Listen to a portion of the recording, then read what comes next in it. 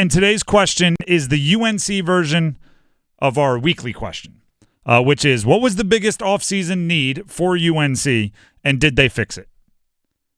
The temptation here is to say quarterback because, well, they still haven't named their starting quarterback, and Drake May left. How is that not the biggest need?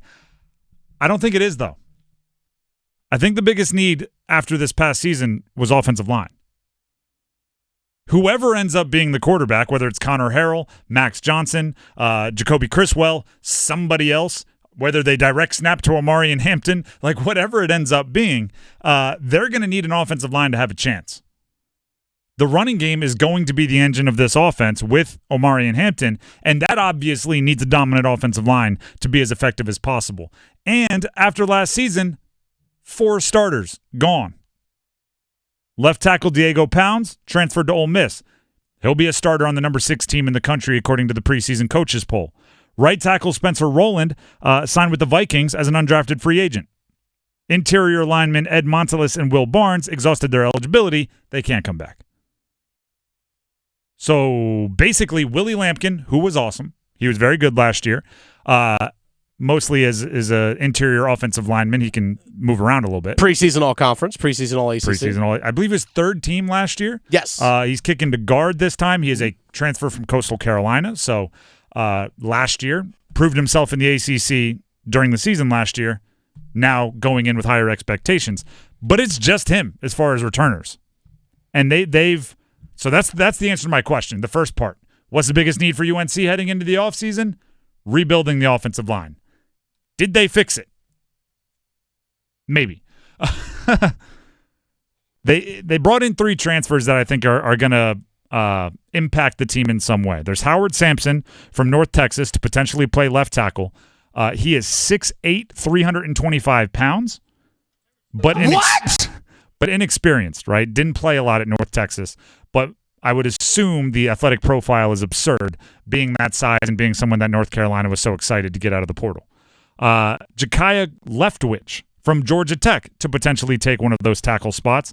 Another wide body. Obviously, if you play for Georgia Tech, which he did, you're going to know how to run block, and he does have a little bit of experience. They brought in Austin Blask from Georgia to play center. Obviously talented. He was a big recruit coming from Georgia, but again, inexperienced. Georgia's offensive line didn't have a lot of opportunities for first-round picks to end up on their starters. So they bring in those transfers, up steps guys like Jonathan Adorno and Trayvon Green who can find spots. So there are quite a few competitors to be the starting offensive line for UNC. They are, I would say, more talented than proven. So if there are a few growing pains early in the season, I will not be surprised. As they move along, you know that offensive line will gel just like every offensive line does, and they'll be better week 6 than they are week 1, better week 12 than they are week 6. And that's the key is like how fast can you get this thing put together? And I think some of this also kind of ties in with who's going to be the quarterback in the sense of everyone has a little bit of a different cadence and speed at which they call stuff at the line of scrimmage. You have to get used to both of those during camp until you actually decide who that number 1 guy is going to be. Certain guys, and I'm not saying this is either of them, but certain guys like to sit in the pocket, and as an offensive lineman, yes, it's like knowing where the basketball hoop is on a court, right? You don't have to see it to know where it is because it's not moving. The others might escape, and then you have to get used to, a defensive lineman suddenly running away from you rather than towards you because now they're chasing him outside the pocket. You can't get caught holding and those sorts of things because if you're grabbing jersey and they try to peel away, that's how they get you. That's how they get you. That's how they get you. The one thing I will say, though, that they have working for them as an offensive lineman trying to come together. What's that? Offensive linemen love running the football.